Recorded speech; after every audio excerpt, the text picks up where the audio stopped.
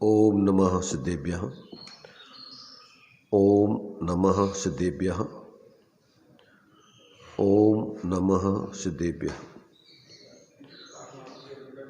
मंगलम भगवान मीरो, मंगलम गौतमो गणी, मंगलम कुंद कुंदाद्यो, जैन धर्मोस्तु मंगलम। सर्वे मंगल मांगल्यम, सर्व कल्याण कारकम, प्रधानम सर्वधर्माणां, जैनम जयतु शासनम, जैनम जयतु शासनम। वंदितु सर्वसिद्धि, ध्रुवमचल मनोभवं गतिं पत्ते, मोक्षामि समय पाहुण, मृण्मो शुद्ध केवली भणिनम्। नमः समय साराय, स्वानुभूत्या चकाशिते, चित्स्वभावाय भावाय, सर्वभावान्तरच्छिदे।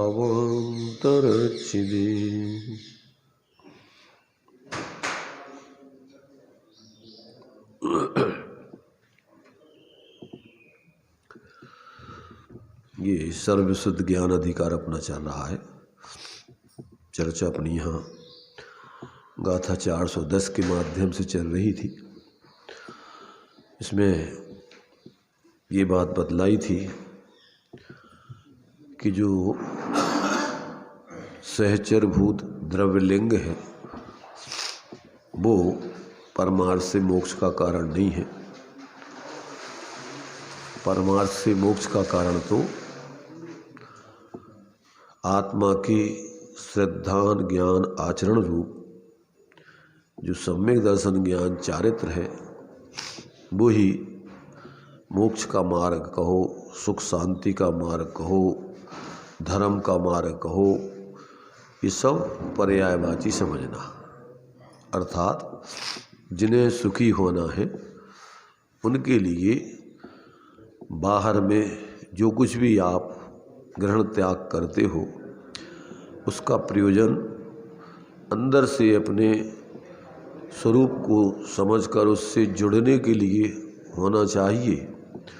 और जिस तरीके से अपने स्वरूप से जुड़ सकें ऐसा ही अगर ग्रहण त्याग किया जाए और फिर उन सब बाह्य विकल्पों से निर्वृत्त होकर अपने स्वरूप से जुड़ कर के स्वरूप आराधना की जाए तो वो सुख शांति का मार्ग कहो, मोक्ष का मार्ग कहो, धर्म का मार्ग कहो और धर्म कहो, परमार्थ से वही धर्म है, बाकी और कुछ धर्म नहीं है। ये बात यहाँ पर आचार्य देव ने दो प्रकार से यहाँ पर एक गृहस्थ और मुनिराज के माध्यम से स्पष्ट की है। साथ में पुण्य उसमें अर्जिका और छुल्लिका माता को भी लेकर के विचार किया था कल कि जैन धर्म में बाही में धर्म के रूप में धर्म के चिन्ह के रूप में 3 लिंगों को मान्यता दी है। एक तो बाही दिगंबर सभी प्रकार के परिग्रह आदि से रहित साधुओं का उत्कृष्ट वेश, दूसरा जो गृहस्थ अवस्था है उसमें उत्कृष्ट वेश क्षुल्लक का, एलक का, एक लंगोटी कोपीन मात्र का दिया है, और तीसरा वेश एक साड़ी मात्र अर्जिका माता का आता है अष्टपाहुर जी में। ऐसे ये 3 वेश है और एलक, क्षुल्लक और छुल्लिका माता वो उसमें गर्भित हो जाते। तो ऐसा अपन को यहाँ पर बाही में ये सब होने पर भी ये बाहर का जो नग्नपना है और जो एलक छुल्लक की एक कोपीन अथवा एक चद्दर, एक कोपीन या लंगोटी है, अथवा अर्जिका माता के एक साड़ी मात्र है, या एक छुल्लिका माता के एक चद्दर और एक साड़ी मात्र है, ये तो बाहर के अनेक प्रकार के आरंभ सारंभ विकल्पों से बचने के लिए एक व्यवहार माध्यम है।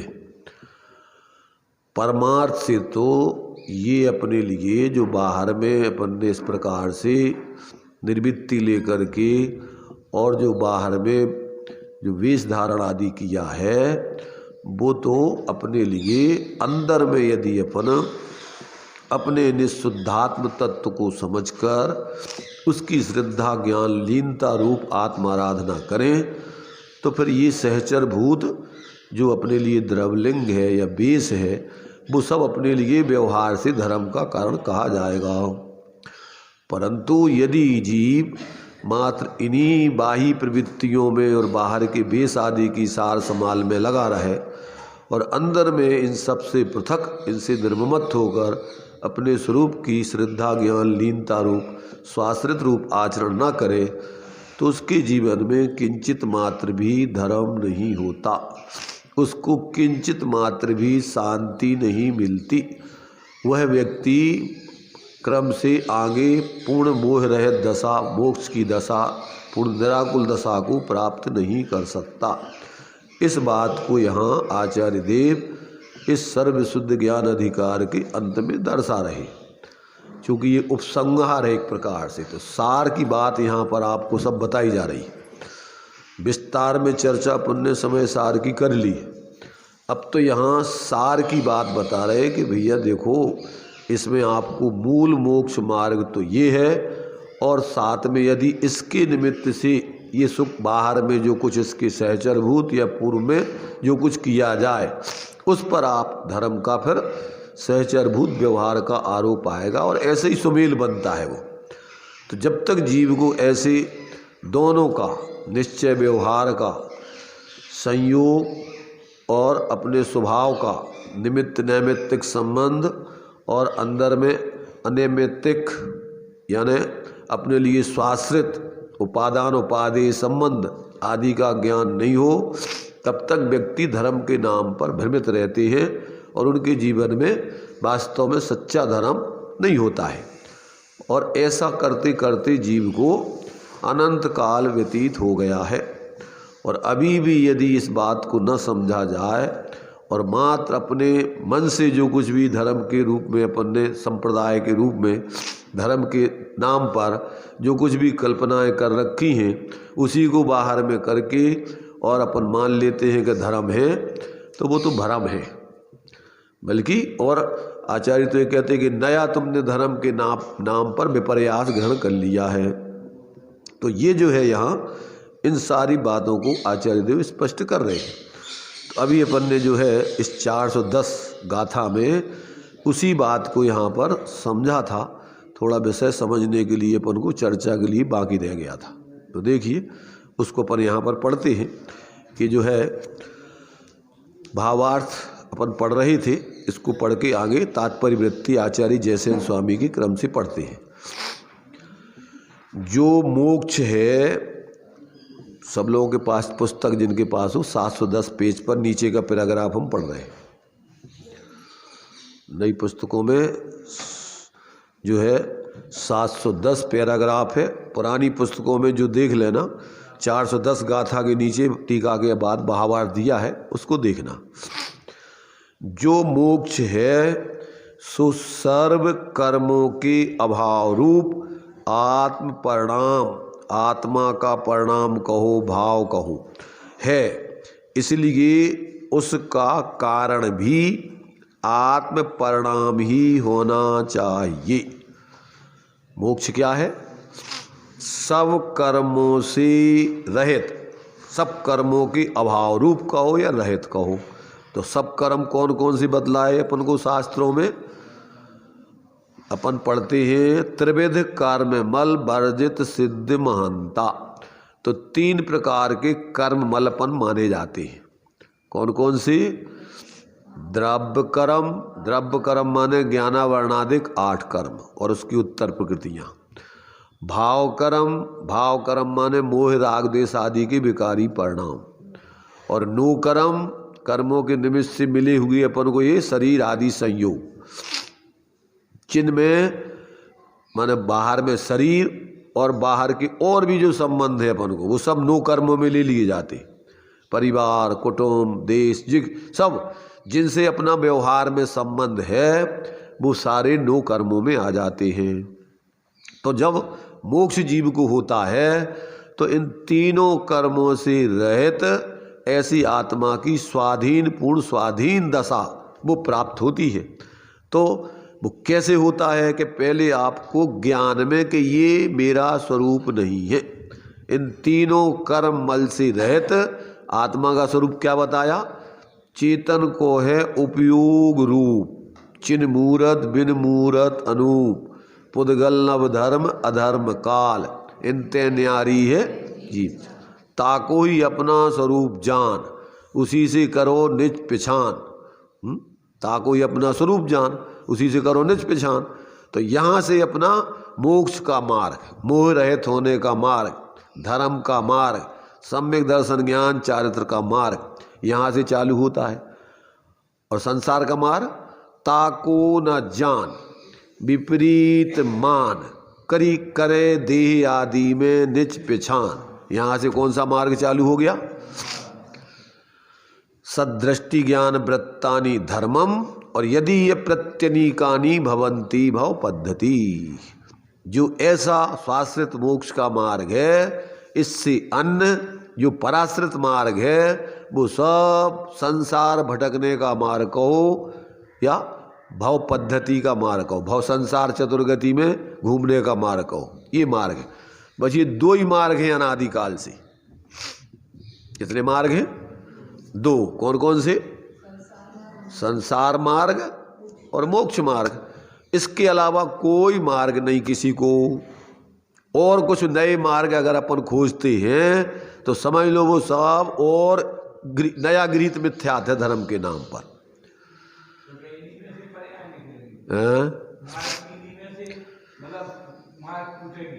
इनमें से नहीं, ये तो अनादिकालीन आपको 7 तत्वों की भूल संबंधी चल रही है।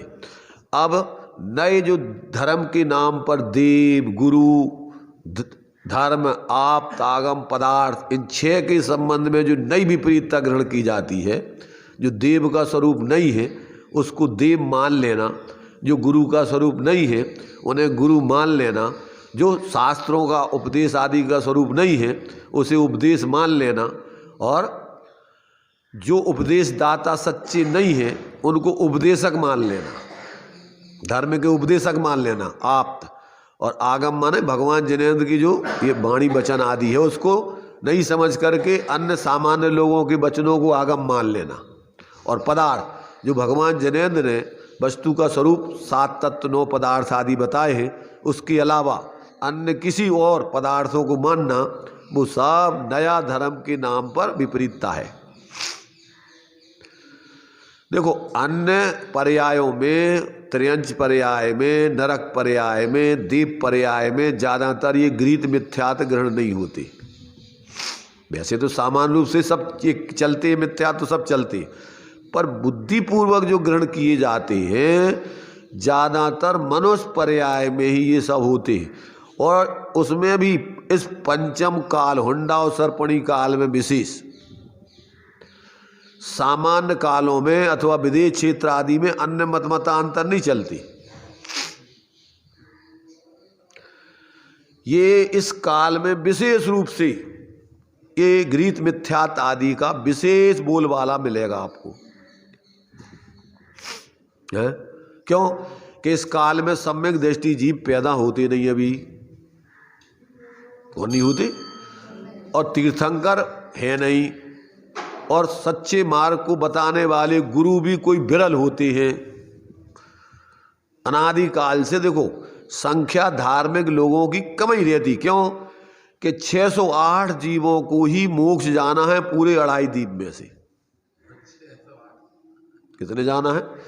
608 कुल मिला के 6 महीना 8 समय में, इससे ज़्यादा नहीं जा सकते।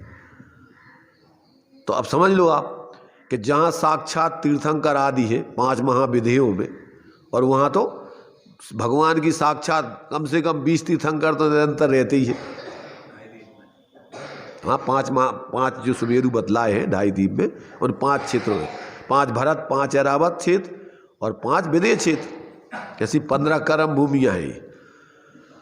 तो अब चूंकि भरत और ऐरावत में तो इस पंचम काल में तीर्थंकर आदि होते नहीं, किस में रहेंगे वो? सिर्फ ऐरावत नहीं, भरत ऐरावत में नहीं होते, सिर्फ विदेश क्षेत्रों में वो तीर्थंकर रहते सदा, क्योंकि वहाँ तो चौथा काल सदा काल चलता है, वहाँ ये परिवर्तन वाले काल नहीं होते। तो वहाँ तो शाश्वत कम से कम 20 तीर्थंकर रहते ही हैं, और ज़्यादा से ज़्यादा हो जाएं तो 160 तीर्थंकर हो सकते हैं। 32 नगरों में एक एक विदेह के 32 नगर होते। ये भरत और ऐरावत के 10 क्षेत्र अलग हैं। तो कितने हो सकते हैं? 32 नगर होते हैं, एक एक नगर में कम से कम एक एक, ज़्यादा से ज़्यादा एक एक हो सकते हैं। अन्यथा जो 8 नगरियाँ बतलाई हैं, बीच में जो नदी निकल जाती है उससे जो खंड हो जाते हैं, एक तरफ 8, एक तरफ 8, दूसरी तरफ 8, इस तरफ 8, ऐसे जो 32 क्षेत्र बढ़ जाते हैं एक मेरु संबंधी। 8 नगरियों में कम से कम एक एक तीर्थंकर तो रहते ही, तो एक सुमेरु संबंधी 4 तीर्थंकर कम से कम रहेंगे ही रहेंगे। और पंचमेरु में 5 को 20 तीर्थंकर कम से कम पाए जाते। तो वहां पर देखो एक ही नाम के 8 नगरों में एक ही नाम के 8 तीर्थंकर होते हैं। जैसे मान लो 20 तीर्थंकरों के नाम पढ़े अपन ने, तो सीमंदर युगमंदर तो सब उसी नाम के होंगे सब। हाँ, हमेशा अनंत काल तक कोई अलग अलग नाम वाले तीर्थंकर नहीं होते वहाँ कभी। यहाँ तो बदलते रहते, परंतु वहाँ शाश्वत वही नाम रहते हैं उनके। 8 नगरियों में एक ही नाम। हाँ, नगरियों से परिचय दिया जाता है किस नगरी के। हाँ, उस नगरी पूर्व विदेह वाले सीमंदर, उत्तर विदेह वाले सीमंदर, उसमें भी कौन से सुमेरु वाले, कौन से द्वीप वाले, तो इसे अलग अलग इस प्रकार से उनके बताए जाते हैं। तो देखो कुल मिलाकर के अपन को, चूँकि अपन को यहाँ ये तो अपन समझते ही सब लोग कि अपने यहाँ भगवान वीतराग सर्वज्ञ होते हैं, वो किसी के लिए कुछ देते लेते नहीं है, ना किसी से प्रसन्न होते हैं ना किसी से नाराज होते। तो जो भगवान जिनेंद्र के भक्त होते हैं वो उनकी जो पूजा भक्ति आदि करते हैं, उसको करने का क्या प्रयोजन है? देखो पहले तो पूजा जो होती है गुणानुरागासु पूजा, तो पूजा में उनके स्वरूप को बताया जाता है। अपन जो पूजा पढ़ते ना, तो उस पूजा में जो जयमाला होती है, उस जयमाला में उनके स्वरूप का वर्णन किया जाता है। तो उसको पढ़ करके अपन उनके स्वरूप को समझ करके और फिर क्या करते हैं कि बंदे तद्गुण, वो जिस विधि से भगवान बने हैं वो विधि उनकी जिनवाणी में, उनके आगम में जो भी चला आया परंपरा से, उसमें अपन को बताया जाता है। और गुरु जो है उसी मार्ग पर, जिस विधि से अनंत भगवान बने हैं वो उसी विधि को समझ करके और वो निर्वृत्ति लेकर के उस मार्ग पर चलते हैं। तो उन गुरु का भी वही आत्माराधना करने का एकमात्र कार्य रहता है। तो उनका स्वरूप भी अपन को इसी पूजन आदि के माध्यम से समझाया जाता है। अपन पढ़ते ना, देव शास्त्र गुरु रतन सो 3 रतन करतार और भिन्न भिन्न कहूँ आरती। कहूँ आरती का अर्थ क्या होता है? उनके स्वरूप को कहते हैं तीनों को अलग अलग। देव का स्वरूप क्या, शास्त्र का स्वरूप क्या, गुरु का स्वरूप क्या। तो उसमें अपन क्या करते हैं, उनके स्वरूप को समझते हैं। तो उनके स्वरूप को समझकर फिर अपन अपने लिए अगर सुखी होना है तो, अपने लिए अगर सुखी होना है तो, अगर सुखी होना है क्या होना ही है?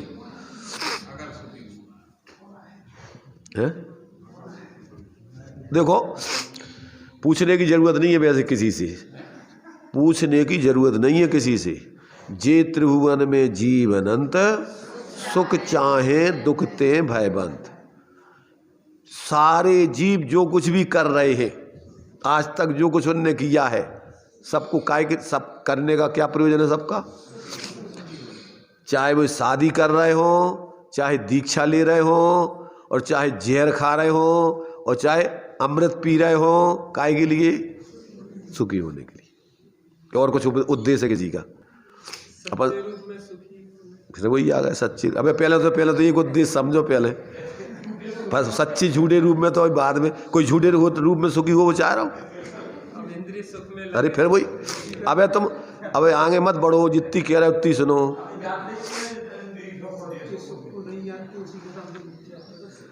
अबे तो इतना समझो कि सब जीव सुखी होने के लिए प्रयत्नशील है रात दिन। जितने भी जीव हैं रात दिन एक ही लक्ष्य लेके चल रहे हैं, सब मुमुक्षु हैं एक प्रकार से। मुमुक्षु किसे कहते? जो मोक्ष चाहते माने सुखी होना चाहते। मोक्ष माने क्या? आत्म को है सुख सुख आकुलता बन कहिए, और आकुलता से माइनत आते। तो सारे जीव सामान्य से मुमुक्षु ही बैठे हुए हैं, और सब कुछ जो कुछ कर रहे हैं वो सब मुमुक्षु अपना अपना सुखी होने के लिए काम कर रहे हैं। चाहे दुकान चला रहे हो, चाहे नौकरी कर रहे हो, चाहे रोटी बना रहे हो, चाहे रोटी खा रहे हो, चाहे लड़ रहे हो, चाहे झगड़ रहे हो, काय के लाने? सुखी हो के लाने। फिर वही अच्छा, दुखी हो के लाने लड़ झगड़ा, परेशानी मिटावी तो लड़ रहे तुम, काय को लड़ रहे? दुखी हो के लाने। भाई जैसे तुम चाह रहे कि इससे हम सुखी हो जाए, अबू की सिद्धि वो दूसरे से हो नहीं रही तो लड़ रहे कि तुम ऐसा करो।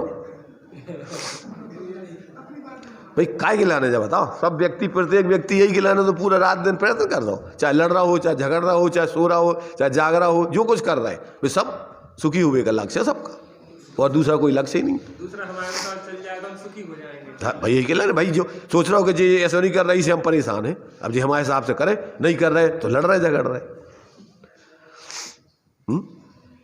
क्या सबको उद्देश्य नहीं है? जो ही और कछु है, यही उद्देश्य है। अब जो कछु कर रहा है वो उद्देश्य की पूर्ति उससे हो रही कि नहीं? जो देखो तुमने अब तक तुम जो कर रहे हो और जो किया है उससे तुम्हारे लक्ष्य की पूर्ति हो रही, होती हुई दिख रही कि नहीं? पहले ये विचार करो है। अगर नहीं देखो, लोग में भी अपन बीमार है, डॉक्टर के पास गए, अब अपन कितने दिन दवाई खावे और खाते ही रहे, अपनी बीमारी सुधर रहे कि नहीं? खाते रहे हो दवाई। अरे एक दो दिन में, दो चार दिन में, अरे डॉक्टर साहब कछु लाभ तो हमें दिखाई नहीं रहा। पूछो कि नहीं पूछो? और अगर मान लो लाभ नहीं मिला कि तुम तो खाते रहोगे वो हो जाए, और तुम कितने दिन इंतजार करोगे? अरे 2 4 8 दिन देखोगे, 15 दिन, अरे यार कछु लाभ ही नहीं है, फालतू को का फायदा इसे। और समस्या और एक बढ़ गई है, दवाई खाओ टाइम पे, जो करो वो करो, और परेशानी कभी मिट नहीं रही है भाई। तो भैया बदलो डॉक्टर, कौन डॉक्टर दूसरों को देखो अपन। तो अपन ऐसा तो नहीं करत रहे, पैसा कमावे के लाने अपन ने दुकान करी तो अपन देखा था रोज ही ना कि आमदनी हो रही कि नहीं हो रही, कि दुकान माल बेचत रही है। क्या करत बताओ भाई? जो देश अपन लेके कर रहे काम वो नहीं हो पूरा, तो अपन सोचा था कि आज अपन दुकान खोली लाभ के लाने का, जो लाभ तो हो ही नहीं हमें, और अपनी पूंजी और गांठ की खाए जा रहे हैं अपन। ऐसे ही अपन को जो कुछ भी अपन कर रहे हैं सुखी होने के लिए, सुख का लक्षण है निराकुलता। आत्म को है सुख सो सुख, आकुलता बिन कहिए। अब आकुलता शिव माही ना, मोह रहे दशा में आकुलता नहीं रहती है। शिव मग माने मोक्ष कहो, शिव कहो, ये कही है। तो मोक्ष माने मोह का जब क्षय हो जाता है, पूरा अभाव हो जाता है, तब ही व्यक्ति सुखी होता है। इसके अलावा सुखी होने की कोई व्यवस्था नहीं है। तो क्या बताएं और कौन सी बताएं? अरे तो जो है वो अर्थ वही तो बचे, और दूसरों कौन सा बताएं? है?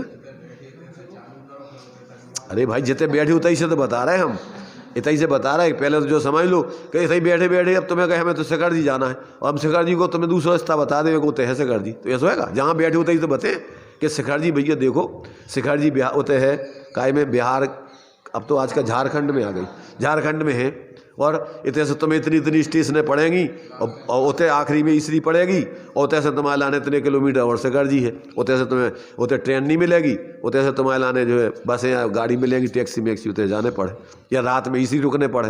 रात में उतने जाओ तो लुट जाओ, बीच में डाकू माकू लूट लें, इसलिए रात में मत जाइए होते। तो ये बते पूर्व के नहीं बते, तो और कछु बताऊँ लगे कहते बैठे बैठे डायरेक्ट कछु और बताएं। भाई जो स्थिति है वही तो बताना पड़ेगा कि भैया सुखी होने का ये है स्वरूप और ये है उसका मार्ग, इसके अलावा कोई दूसरा नहीं है।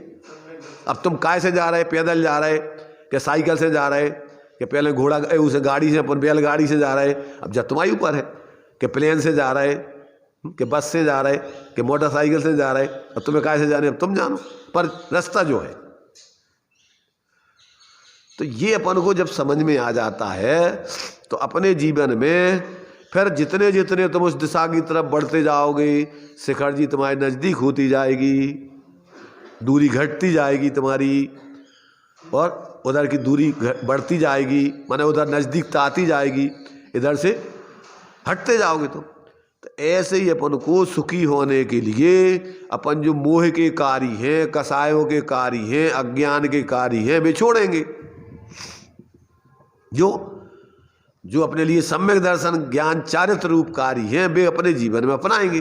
तो अपने प्रत्येक जीव क्या है, स्वतंत्र है, इसका परद्रव्यों से कोई संबंध नहीं है।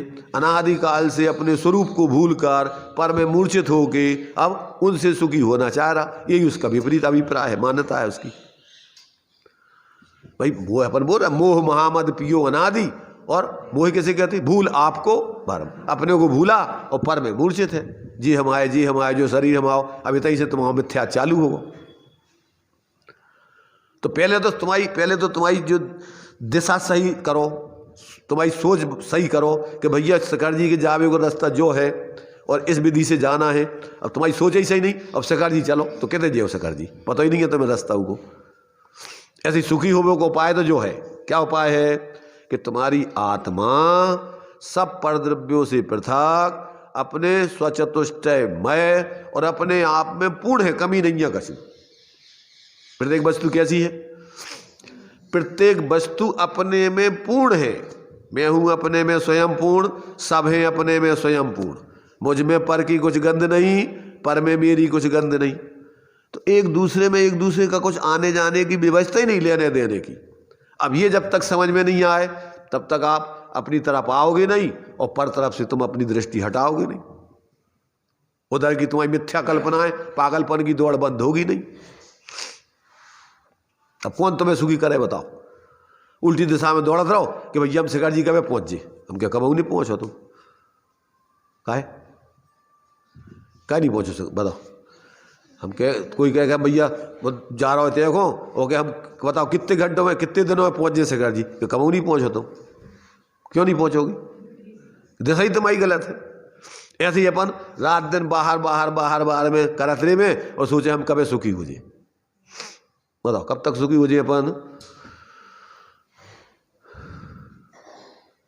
बताओ भाई टिल्लू भाई तुम बताओ।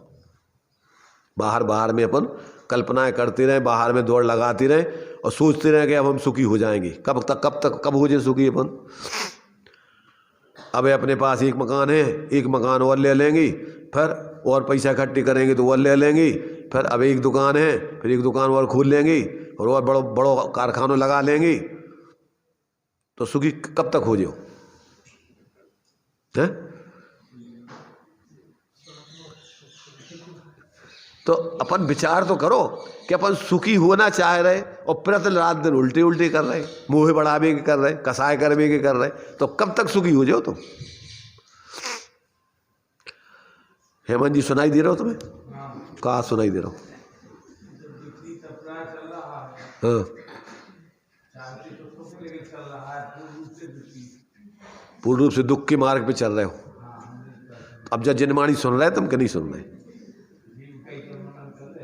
हैं? तो अब तुम इको मान रहे, अगर इको मानोगे तो फिर एक हिसाब से चलोगे कि तुम अपने जो कुछ धारणाएं बनाए हो वही करते रहो। कब है? अभी से तो अभी तक तुमने नहीं सुनी जिनवाणी, इतना विचार नहीं किया अभी तक, थोड़ा घटाया भी है। तो पहले तो तुम्हारा पूरा लक्ष्य बन गया कि जो ही काम है कर भी लायक, और कोई काम नहीं है। घटाया है कि बढ़ाया है? और अबे तुम्हारा कारखाना छोटा होता तो बड़ो ले लो, तुमने कहते घटाओ है, तुमने देखो। अरे मोटी मान्यता तो ठीक है, तो मोटे छोटी दुकान से बड़ी दुकान खोला जा रहा है, तुम कह रहे घटा रहे हैं, कितने घटा रहे तुम? और बढ़ते ही जा रहे होते हैं बाहर की तरफ। तो अब देखो ये तो अपने संग छल है भाई। जो व्यक्ति जहाँ खड़ा है, देखो जिसकी समझ में आ जाता है तो अब वो अपनी तरफ से अब बाहर की तरफ बढ़ने का तो छोड़ देता है, और जो है वही में देखा था कि जो ही अपने जीवन में काम में नहीं आउने तो वही छांटन लगत कि अब जो ही में से जो और अलग करो। देखो श्रीमद जी का एक वाक्य बहुत अच्छा है कि दो जीवन तो है छोटा और जंजाल अपन ने फैला रखा है लंबा चौड़ा, तो जंजाल को थोड़ा घटाओ, सीमित करो तो जीवन व्यवस्थित बनेगा, और तुम जंजाल ही बढ़ाओ जाओ और फिर सुखी होने की कल्पना करो। तो कहते ये तो तुम्हारा विष खा करके जीवन जीने की कल्पना है, ये तो मिथ्या है तुम्हारी है। पानी को बिलू करके और उसमें से घी निकालने को प्रयत्न है, ये तो सब बिल्कुल झूठा प्रयत्न है। फिर इस भ्रम में तो कहते तो रहना नहीं, इसमें कहीं सुख मिलने वाला नहीं।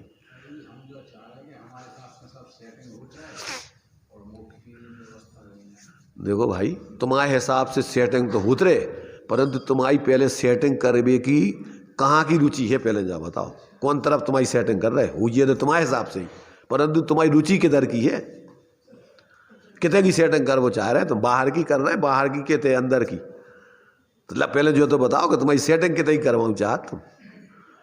अगर तुम्हारी सेटिंग तुम्हारी हो करने, दूसरे नहीं करेंगे तुम्हारी सेटिंग, पर तुम्हारी दृष्टि सही बन गई, तुम्हारा ज्ञान समीचीन हो गया, अब उधर की सेटिंग करो तो हुई है बात, तो सेटिंग काहे नहीं हुई है। तुमने अब तय की सेटिंग करत रहे, अब तुम वही तय की सेटिंग हटा के तय की करोगे तो आनंद आएगा, निराकुलता होगी, उतरे उतरे विकल्प टूटेंगे। भाई अपन देखो जिसकी समझ में आता है वो जहाँ खड़ा है वहीं से अगर दिशा गलत है तो फौरन अपनी गाड़ी की मोड़ लेता है कि भैया अरे अपन उल्टी दिशा में जा रहे हैं, मोड़ो।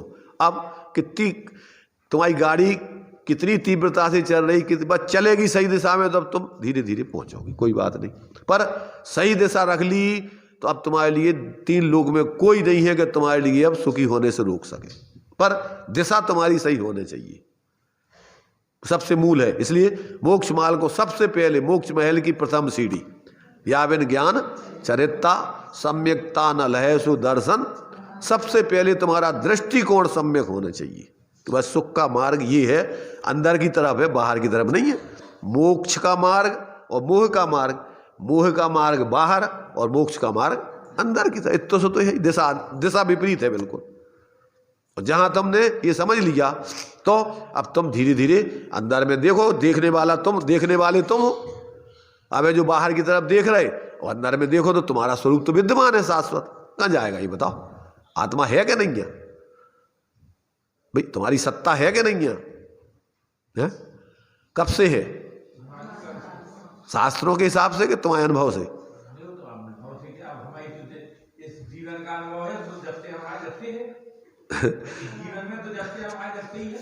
अब अपन इतना अपना निर्णय कर सकते हैं कि अपन जन्म से लेके अबे तक तो जानने वाली सत्तापन में चल रही, शरीर बदल गया, विचार बदल गए, पर जानपना नहीं बदला। वो पहले के भी याद है, बीच के भी याद है, अबे को भी याद है। तो याद रखने वाला कौन है? वो सत्ता अपनी आत्मा है जानने वाली, और बाकी ये विचार आश्रव भाव आते जाते हैं, शरीर आदि परद्रव्य है, इनका परिणमन हो रहा है। बाल अवस्था थी, जवान अवस्था, फिर धीरे धीरे वृद्ध अवस्था, फिर परिवर्तन दूसरी जगह। तो ये तो अपन समझ रहे कि जो देखने जानने वाला है वो अंदर में शाश्वत है।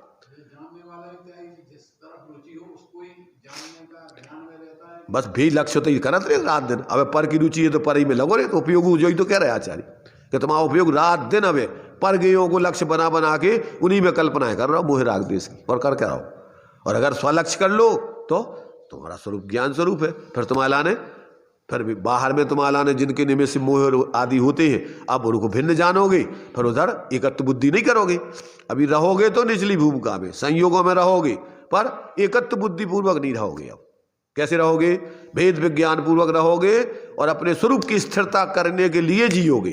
तो जितनी जितनी अपनी सामर्थ्य होगी उतना उतना अपने स्वरूप से स्थिर होकर के जुड़ते जाओगे, बाहर से हटते जाओगे।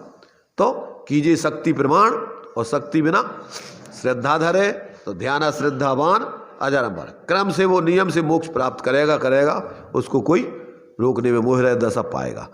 तो ये बात अपन को देखो यहाँ पर कि जे अपन पूजन करो, उसमें भी अपन वस्तु स्वरूप समझने के लिए, क्योंकि भगवान कुछ लेते देते नहीं है, उनने तो तुम्हारे लिए अगर देना है तो उनने क्या दिया? दे दी जग को जग की निधियां। उन्होंने तो तुम्हारा स्वरूप तुम्हें उपदेश में बता करके तुम्हारी संपत्ति तुम्हें सौंप दी। दिन रात लुटाया करते हैं, सम सम की अब न सरमणिया। इसलिए हे निर्मल देव तुम्हें प्रणाम, हे ज्ञानदीप आगम प्रणाम, हे शांति त्याग की मूर्तिमान शिव पथपंथी गुरुवर प्रणाम। तीनों के लिए अपन को, चूंकि उन्होंने अपन को अपनी यथार्थता का बोध कराया, इसलिए अपन को उनके प्रति बहुमान आता है। और फिर जो मार्ग सही है उसको अपन अपने जीवन में यथाशक्ति अपनाते हैं और क्रम क्रम से प्रत्यक्ष अनुभव करते हुए शांति पाते हैं। मोक्ष मार्ग कोई उधारी वाला नहीं है, ध्यान रखना। संसार मार्ग तो उधारी वाला है और परमार्थ से वो भी उधारी वाला नहीं है। जैसे विकारी भाव करो वैसी आकुलता तत्काल भोगोगे, और कर्मों का बंध होगा वो उधार में तुम्हें आगे उसके साथ में फल मिलेगा। और धर्म के मार्ग में प्रत्यक्ष निराकुलता का आनंद भोगोगे और कर्मों की संबंध नजरा होगी, सो आगे के लिए भी तुम्हें अब संसार की ऐसी विपरीतताएं खड़ी नहीं होंगी। तो ये जो है, ये जब अपन इस प्रकार होश पूर्वक ज्ञान पूर्वक बिना रूढ़ी के, बिना देखा देखी दूसरों के अकेले मात पीछे पीछे लगने के होश पूर्वक जिएंगे, तो जीवन में तुम्हारे जितना जितना तुम अपने अंदर से जुड़ते जाओगे उतनी उतनी शांति निराकुलता इंद्रिय आनंद तुम्हें आएगा। पूछने की जरूरत नहीं हाथ कंगन को। तो मोक्ष मार्गी जैसे भगवान मोक्ष में पूर्ण आनंद भोग रहे, ऐसे मोक्ष मार्ग पर चलने वाला भी प्रत्यक्ष मोक्ष का आनंद एक देश भोगता है। मोक्ष का आनंद कोई स्थान में नहीं है, मोक्ष का आनंद तो मोहरहित आत्मा की स्वाधीन दशा है और वो प्रत्यक्ष तुम्हें अनुभव में आती। अपन जिस समय लड़ झगड़ रहे, कसाय कर रहे, उस समय आकुलता कितनी हो रही, और जिस समय अपन कसाय शांत हो गई, थोड़ा क्षमा आ गई, तो उस समय अपन को कितनी आकुलता मिट गई। समझ में आउत कि नहीं आउत? जिस समय अपन को गुस्सा आ रहा हो तो उस समय कितनी आकुलता होती, हाथ पांव कांपते हैं, अंदर में आत्मा भी। देखो कमजोर लोगों पे नहीं आउत, कमजोर लोगों को गुस्सा आती है, कमजोर लोगों पे नहीं आती है, कमजोर लोगों को गुस्सा आती है, ताकतवर लोगों को गुस्सा नहीं आती। हाँ। तो जे अंदर में जब अपनी आत्मा कमजोर है, माने आत्मा में है तो अनंत ताकत, जब अपन अपनी आत्मा की ताकत को प्रकट नहीं करते और कसायों में उलझे रहते हैं तो आत्मा की कमजोरी पूरी, तब गुस्सा आदि तन तनक सी बातों पर चिड़चिड़ाने लगते हैं अपन छोटी छोटी। और जिसके अंदर आत्मबल, मुनिराज है जिनका आत्मबल बढ़ गया, सामर्थ्य है, तो कितना ही बाहर में प्रतिकूलता आए, कोई गाली दो, कुछ भी करो, उनको बिल्कुल गुस्सा नहीं आती। कोई कर्म का नियोग फयोग कुछ नहीं है। हम ये कह रहे, लोक में कहावत है, अपनी करनी आप करे सिरो अनन की धरता। ये बहुत बड़ी अनीति है, तुम्हारे वहाँ वाक्य लिखा हुआ है बीच में अभी। अन्याय, अनीति और अभक्ष, तीन चीजों की परिभाषा लिखी है। कोई बता सकता क्या लिखी? टिल्लू की बेदी के सामने लिखी हुई है।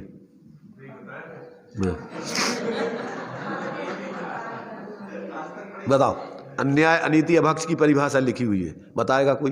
कौन बताए? हाँ चलिए, अन्याय एक परिभाषा हो गई, दूसरी अब तुम फिर बाप मता बेटा मताई बता दे और फिर दूसरे लोगों को भी तो पूछा ना था। चलो इनने दो बता दें, दो सुन ली सबने, दो फिर से सुन लो। बोलो पहला, पद के विरुद्ध कार्य करना अन्याय। अब पद समझते हो तुम?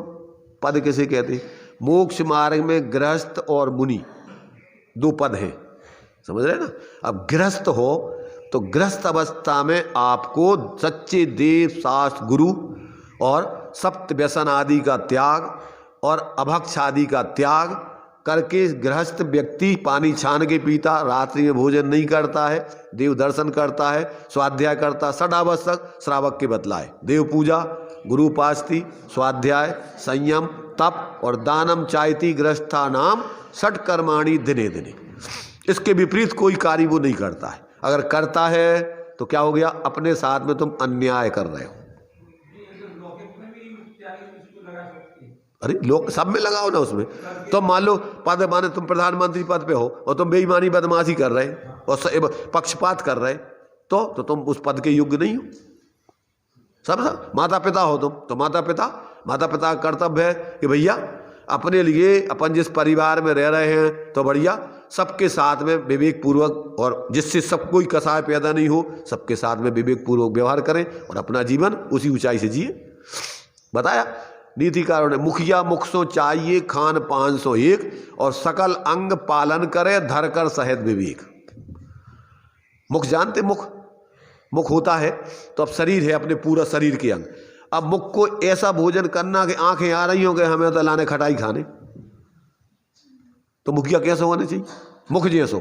तो जैसे सकल अंग पालन करे धर कर सहित विवेक, तो मौके लाने ऐसे होने चाहिए कि भैया आंखें आ रही तो अपन को खटाई नहीं खाने, नहीं तो जी आंखें अपनो अंग है ना, तो ये बेचारी परेशान हुई, डायबिटीज हो गई और भी बीमारी, तो अपन को उस प्रकार का अपन को भोजन करे ताकि अपन शरीर स्वस्थ रहे, पूरा सब पूरा विवेक रखे पूरा चारों तरफ का। तो ऐसे ही अपन को, अपन जहाँ जिस समाज में रह रहे हैं, समाज में विघटन ना हो, आपस में लड़ाई झगड़ा ना हो, और मुखिया ऐसा होना चाहिए समाज का। अपन ने पढ़े दृष्टांत कि अगर एक व्यक्ति समाज का अलग होता है तुम्हारी कोई क्रिया से, तो समझ लेना तुम्हारी अपात्रता सिद्ध होती उससे। तो इस प्रकार से बुद्धिपूर्वक, जिससे सारे लोग बढ़िया सब जुड़े रहें, समाज के लोग सच्चे मार्ग पर चलते रहें, कोई विसंगति जीवन में नहीं आवे, समाज में कोई विसंगति खड़ी नहीं हो बस। तो ये जो है पद के विरुद्ध कार्य करना अन्याय है। नंबर दूसरा, दूसरों को दोष देना ये अनीति है।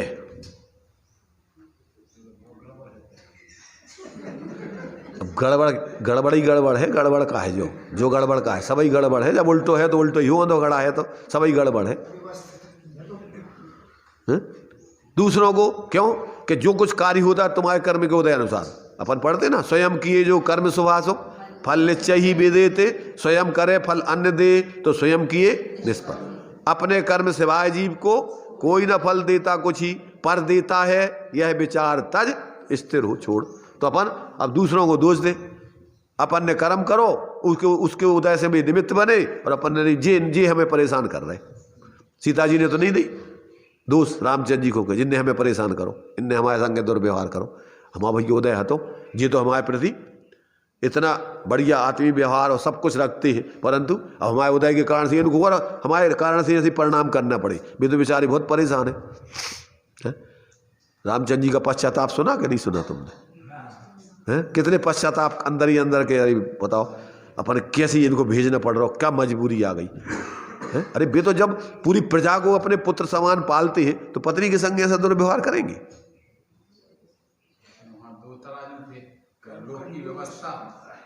तो अब तुम्हारा तीव्र ऐसे कर्म का उदय है कि तुम्हारे ऐसे आत्मीय व्यक्ति को भी तुम्हारे साथ में जो व्यवहार करना चाहिए वो नहीं कर पा रहे, वो अंदर से बहुत दुखी है। जैसे बच्चे हैं, अब बच्चे को अपने घर से निकालना पड़े, कोई माँ बाप चाहता है, पर कब निकालना पड़ेगा कि जब वो इतना बिल्कुल बाईजात हो जाए कि तुम्हारे लाने जीने न देवे और तुम्हारा पूरा का पूरा जीवन बर्बाद कर रहा हो, तो अब क्या करेगा वो? शरीर को कोई अंग काटने पड़ रहा अपन को, तो कब काटना पड़ेगा कि पूरे शरीर को बर्बाद करने की स्थिति बन रही, तो भैया एक अंग काट के अलग कर दो, तो मजबूरी है ये। देखो भाई, इसलिए दूसरों को दोष देना ये बहुत बड़ी अनीति है। और नंबर तीसरा अभक्ष। अरे कई भाई नहीं होते जो लिखी, हम भाई पूछ रहे तुमसे जो लिखी हुई है, भाई कई तुम्हारी तो अभी तक कई तो यही चला ही रही सब, वो कई नहीं चाहने हमें, हमारा लाना तो जो लिखी हुई है वो 3 परिभाषाएं चाहिए जो तुमने लिख रखी है खुद तुमने। तो बे परिभाषाओं में बताओ अभक्ष का क्या लिखा उसमें, कौन बताएगा? हाथ उठाओ जिसको पता हो। कोई को नहीं पता हमें लगता अभक्ष के बारे में, बस रोज ना अभक्ष का सब सेवन कर रहा है, इसका मतलब देह में बुद्धि अभक्ष नहीं है। देह में आत्म बुद्धि अभक्ष। जो वहां लिखा हुआ है वो देखो आप, हमें तो वो चाहिए, हमें तो अब इसी के इर्द गिर्द लिखा है, बस वही आ गए, इर्द गिर्द आ गए। देखो, मोह राग देश का सेवन करना अभक्ष है। मिथ्यात, दूसरे शब्दों का मिथ्यात और कसाय का सेवन करना ये अभक्ष सेवन है। ये तुम्हारे लिए आत्मा के लिए खाने लायक नहीं है, सेवन करने लायक नहीं है। कसाय का जीवन और मिथ्यात का विपरीतता का जीवन जीना, ये आत्मा की परिणति अभक्ष का सेवन कर रही निरंतर। सेवन तो करना चाहिए सम्यक दर्शन ज्ञान चारित्र का, रत्नत्रय का, धर्म का और अधर्म का सेवन रात दिन कर रहे अपन कसाय करके, मोह राग द्वेष कर करके। इतनी सुनाई दे रहा हो सब खिलाने कि नहीं दे रहा हो सुनाई? जब तक अपन को देखो ये आगम आचार्यों के वचनों को अपन नहीं सुनेंगे और जीवन में प्रयोग नहीं करेंगे तो अपन रोज ना मंदिर आ रहे, पूजा कर रहे, स्वाध्याय कर रहे और जीवन में देखो तो बस बेई पागलपन के सब चीजें, बेई अन्याय, बेई अनीति, बेई अभक्ष। बताओ, तुम बताओ सम्यक दर्शन कैसे हुई है? देखो भाई, अगर अपने जीवन में अपन को सुखी होना है तो अपन को जीवन में धर्मात्माओं के देवशास्त्र गुरु के वचनों को अमल में लाना होगा। और वे उन अमल में लाने से उनको लाभ नहीं है, इससे किसको लाभ है? तुम्हारे लिए है वो सब। माँ बाप कहते बच्चे भैया हम तो तुम्हारे लाने कर रहे हैं, अब तुम्हें नहीं मान रहे तो तुम जानो, भोगियो, हमें क्या करने, हम तो तुम्हारे हित के लाने कह रहे। ऐसे यहाँ अपन को ये सारी बातें आचार्यों ने प्रत्येक जीव के कल्याण को लिखी हुई हैं। और अपन को जितने भी महापुरुष होते हैं वे सबके कल्याण की सोचते हैं। एक भी ज्ञानी धर्मात्मा किसी के अकल्याण की नहीं सोचता कभी। जितने भी अपन जो एक सम्यक दृष्टि धर्मात्मा तो छोड़ो, एक जैनी भी जो जैनी होगा वो क्या सोचता है? सुखी रहे सब जीव जगत के, कोई कभी ना घबरावे, बैर पाप अभिमान छोड़ जग। ये किसकी भावना है? अरे ये तो जीव मात्र की भावनाएं होना चाहिए ना ऐसी। ये अगर तुम जीव हो, मनुष्य हो, तो ये तो मानव मात्र का कर्तव्य है ना। तो अब ये अकेले भूलवे के लाने लिखी का? अरे अपन देखो, अपने जीवन मिलाओ कि अपन वास्तव में से जीवन जी रहे कि नहीं, अपने जीवन में प्रैक्टिकल इस प्रकार कर रहे कि नहीं कर रहे तो अपन क्या कर रहे? अन्याय कर रहे अपने संग। हाँ, तो ये जो है ये अपन को देखो सब जगह पूजा पढ़ो, स्तुति पढ़ो, चाहे ग्रंथ पढ़ो, जो कुछ भी है सब में आपको सिर्फ स्वपर हित के ही आपके लिए सारी बातें मिलेंगी। इसके अलावा और कोई आपको यहाँ धर्म के क्षेत्र में कोई और दूसरी बातें नहीं मिलेंगी। अगर इसको अपन नहीं सीख रहे तो अपन केवे के धर्मात्मा या धर्म के मार्ग में घूम रहे आ रहे, बस अपने लिए ठग रहे तुम, दूसरों को कुछ नहीं है। जिंदगी तुम्हारी आयु तो पूरी हो ही रही, एक एक समय करके आयु के निशे खिर रहे हैं, तो कितने समय रहना यहाँ भाई? थोड़ा जितनी भी थोड़े समय, आज वर्तमान में ज़्यादा से ज़्यादा 75, 80, 100 साल, कितने समय जियोगे? फिर कहाँ जाना है? कहाँ जाना फिर? तब इतने 4 दिना की जिंदगी, तो काय के लिए अपन इस 4 दिना की जिंदगी को वर्तमान खराब कर रहे और आगे का अपना अनंत भविष्य बिगाड़ रहे। इसलिए अपन को ये सब बातें शांति से, आकुलता में नहीं, औपचारिकता में नहीं, जल्दबाजी में नहीं। धर्म का मार्ग औपचारिकता का, जल्दबाजी का नहीं है। हर चीज शांति की, विवेक पूर्वक है, भावुकता का नहीं है। भावना प्रधान तो है परंतु भावुकता वाला नहीं है। घबरा करके जल्दी फल्दी में कछु भी करो, दौड़ लगाओ। इसलिए ये अपन को यहाँ आचार्य कह रहे हैं कि भैया देखो, मोक्ष का मार्ग शाश्वत मार्ग है, वो पराश्रित मार्ग नहीं है। और ऐसे शाश्वत मार्ग को आप जिस बेस में पद पे हो वहाँ रह करके इसकी साधना करोगे तो तुम धर्मात्मा और सुखी होगे। और ये नहीं करोगे और बाहर में ही लगे रहोगे तो उससे कोई सुख नहीं मिलना तुम्हें। तो ये बात यहाँ देखो। हाँ, तात्पर्य वृत्ति टीका अपन यहाँ पढ़ रहे थे, उसमें नहीं भावार्थ पढ़ लिया। ये भावार्थ पढ़ रहे थे, देखो उसको पूरा पढ़ लेते हैं। जो मोक्ष है सो सर्व कर्मों के अभाव रूप आत्म परिणाम आत्मा का परिणाम है, इसलिए उसका कारण भी आत्म परिणाम ही होना चाहिए। दर्शन ज्ञान चारित्र आत्मा के परिणाम है, इसलिए निश्चय से वही मोक्ष का मार्ग है। जो लिंग है सो देहमय है। जो लिंग है, देखिए जो लिंग है, ध्यान से देखे होते हैं, भावार्थ पढ़ रहे हैं हम। जो लिंग है सो देहमय है। लिंग समझ रहे? बाहर का जो शरीर आदि का बेस है, चाहे वो गृहस्थ का हो, चाहे मुनिराजों का हो, चाहे अर्जी का माता या जो भी हो, वो सब बाहर का कहते हैं ये तो देहमय है। तो कहते जो लिंग है सो देहमय है और जो देह है सो वह पुद्गलमय है। कैसी है वो पुद्गल से बनी हुई है, अजीब पुद्गल द्रव्य से बनी हुई है। इसलिए आत्मा के लिए देह जो है वो मोक्ष का मार्ग नहीं है, शरीर से मोक्ष का मार्ग नहीं है।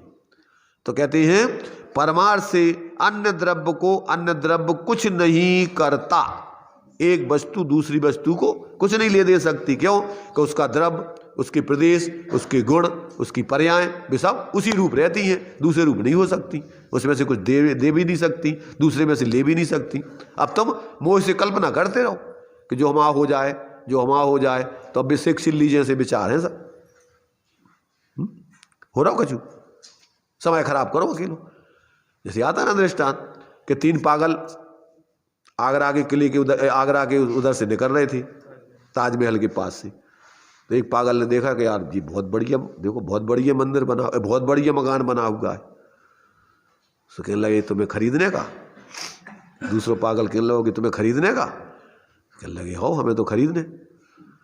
तीसरा पागल कहने लगे तुम कहीं खरीदियो जब खाली करवा लियो हमसे। तो लड़न लगी थी नहीं कि तुम्हारे बाप को खाली करने पड़े, कि हम बिल्कुल नहीं करेंगे। तो उठा के उन्होंने सिर फोड़ लो आपस में एक दूसरे को। पुलिस आ गई कि काय को लड़ रहे जी। तो पूछी उनसे कि भैया काय को लड़ रहे तुम, जब बताओ चलो था।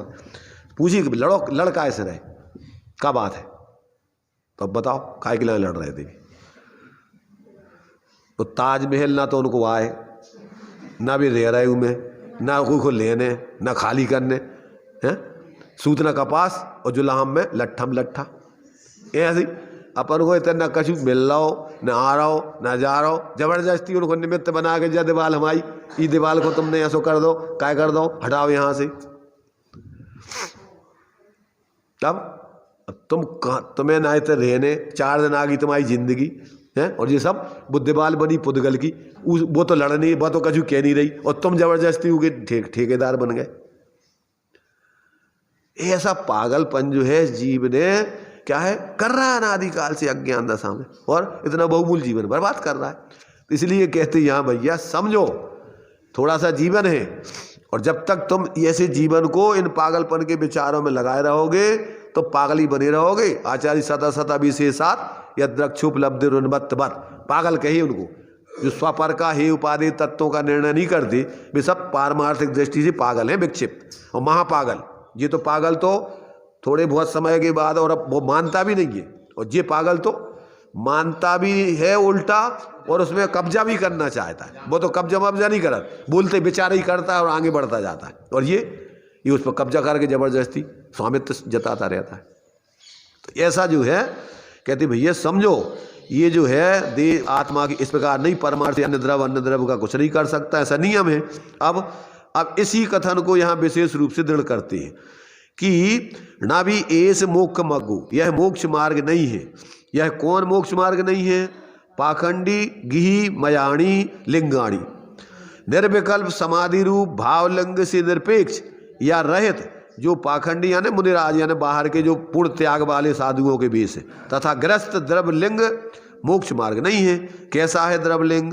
तो कहते हैं एक तो निर्गंथ रूप है, शरीर की बाहर के परिग्रह आदि से रहित दशा रूप है, और दूसरा लंगोटी आदि ग्रहण रूप है, श्रावक का लिंग। बहिरंग चिन्ह लिंग मोक्ष मार्ग, कहते हैं ये मोक्ष मार्ग नहीं है।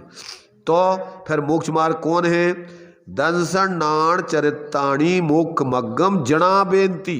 आचार्य कह रहे हम नहीं कह रहे, तुम हमारी भी नहीं मानो, तुम कहोगे हमें भी डाल दोगे, तुम कहिए उनकी पार्टी की है इनकी पार्टी की। तो किसने कही है?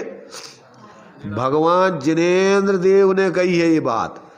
तो यहाँ कहते हैं शुद्ध बुद्ध एक स्वभाव रूप ही परमात्म तत्व के श्रद्धान ज्ञान अनुभव रूप सम्यक दर्शन सम्यक ज्ञान सम्यक चारित्र की एकता रूप मोक्ष मार्ग है, ऐसा जिनेन्द्र भगवान कहते हैं।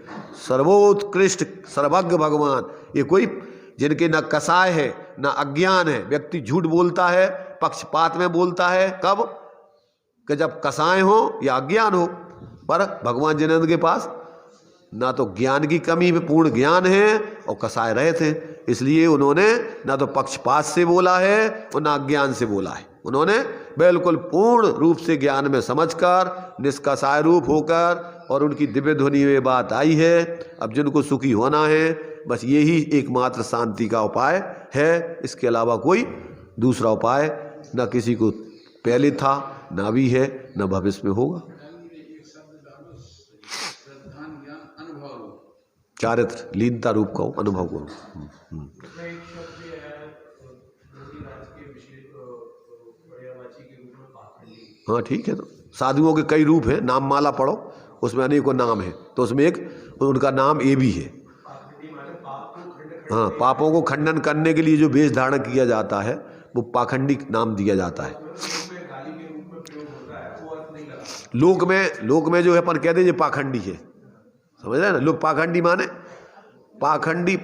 माने जो माने झूठ रूप में परिवर्तन करता है, लोगों को ठगता है। अन्यथा तो यहाँ पर चूंकि जो लोग उस बेस में रह करके और आत्माराधना नहीं करते, तो ऐसे लोगों को लोक में प्रसिद्धि हो गई पाखंडी के रूप में। पर था तो वो काय के लिए, पापों को नाश करने की दृष्टि से वो बेस धारण किया जाता है, और उस बेस में नाश, हाँ, नष्ट करने के लिए, क्योंकि उस बेस के अलावा कोई संपूर्ण पापों का नाश करने का कोई मार्ग नहीं है। तो इस प्रकार से ये अपन को इन सब बातों को समझकर, और अपन अभी तक यदि अपने अज्ञानता से या किसी पक्षपात से या कसायों से जो कुछ भी करते रहे हो, उसको टांग दो खूंटी पर, और मंदिर में अपन आए तो बिल्कुल निष्पक्ष होकर के, ज्ञान जागृत करके, आत्महित की दृष्टि से आए, ईमानदारी से समझें, और समझ करके अपने जीवन में जो अपन को देव शास्त्र गुरुओं ने जो बात हित की बताई है उसको अपन तत्काल लागू करें, देखें और उसका आनंद भोगें। देखिए बस, चलिए।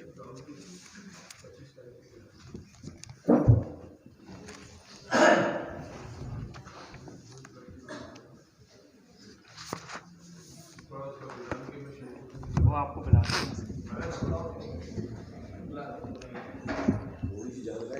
रत्नत्रय मुक्ति का मार्ग है अद्भुत, चैतन्य रत्नाकर अद्भुत से अद्भुत, होवे निमग्न अहो सर्व प्राणी, वीतरागी शासन जयवंत भरती। आचार्य भगवान कुंद देव कह रहे हैं कि रत्नत्रय ही मुक्ति का मार्ग है, इसके अलावा कोई मुक्ति का मार्ग नहीं है। यद्यपि रत्नत्रय धारियों के बाह वेश भी देखा जाता है, बाह में मुनिराज का वेश देखा जाता है, श्रावक का वेश देखा जाता है, आर्यिका आदि का वेश देखा जाता है, क्षुल्लक एलक का वेश देखा जाता है, लेकिन वास्तव में वेश मोक्ष मार्ग नहीं है। मोक्ष का मार्ग तो रत्नत्रय ही है। ऐसी सुंदर चर्चा है। ऋषभ जी 2 मिनट आके आप जानकारी दे दें तो ज़्यादा अच्छा रहेगा। हाँ, आप विशेष दे सकते हो। देखिए, बहुत सुंदर मंगल सानिध्य में श्री समय साची का समय रात्रि का शराब का चार के समय सा, पाचन चल रहा है। अच्छा। लेकिन समय सार अमृत है, तो उसकी पात्रता रत्कर्ण श्राप का सार से ही होकर गुजरती है। और बहुत सौभाग्य का विषय है कि हमारी नियमित स्वाध्याय सभा में भी उस अमृत को हम आचार्य श्री समंद्रमत स्वामी के नजदीक बैठकर श्रवण कर रहे हैं। इसी क्रम में 25 तारीख को चूंकि लोग में होली का उत्सव मनाते हैं, अब वो होली का उत्सव क्या कहें, वो बहुत अपन लोग, हाँ, जैन लोग नहीं बनाते, बस ठीक है, चलो। तो उससे बचने का, उस व्यसन से बचने के लिए उस समय का सदुपयोग करने हेतु यहाँ पर श्री ढक्कन शास्त्राचार्य विधान पंडित अभय कुमार जी देवलानी द्वारा रचित बड़ा ही सुंदर विधान है, उस पर यहाँ पर भक्ति भावना से आयोजित करेंगे। समय का कार्यक्रम इस तरह निश्चित रहेगा, 8 बजे से 8:30 बजे तक जिनेंद्र भगवान का अभिषेक, प्रक्षाल और नित्य पूजन होगी। 8:30 बजे से 10 बजे तक अपन विधान का बहुत सुंदर आनंद लेंगे संगीत के साथ, और 10:30 बजे से 10 से 10:30 बजे तक अपन को आदरणीय श्रद्धेय त्यागी साहब का उसी विषय पर, क्योंकि त्यागी साहब ने रत्कन शास्त्राचार्य जी का पद्यानुवाद भी किया है, और उस सर्वांगीण विषय वस्तु को 150 श्लोक की विषय वस्तु को जो विधान में अपन पढ़ेंगे, उसमें जो मुख्य अंश आए होंगे उनका और भाव भाषणा का लाभ भी त्यागी साहब के श्रीमुख से अपन को प्राप्त हुआ। और उसके पश्चात बड़े भैया का कहना ऐसा है कि सभी साधनियों के लिए स्वल्पाहार अल्पाहार की व्यवस्था भी की गई है, तो उसका भी अपन आनंद अवश्य में उसको कैसे करें, इस प्रकार समझ। ये कह रहे आनंद लोगे उसका के